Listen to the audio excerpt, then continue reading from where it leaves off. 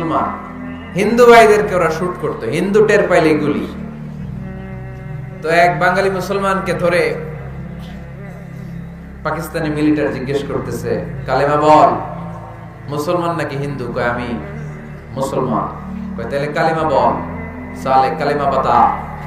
এখন সে ভয়ে এই দোয়া পড়া শুরু করছে। সে পড়তে শুরু করছে, লা ইলাহা ইল্লা আনতা সুবহানাকা ইন্নী কুনতু মিনাজ জালিমিন। পাকিস্তানি কয় সালে ये तो मुसीबत का कलिमा है।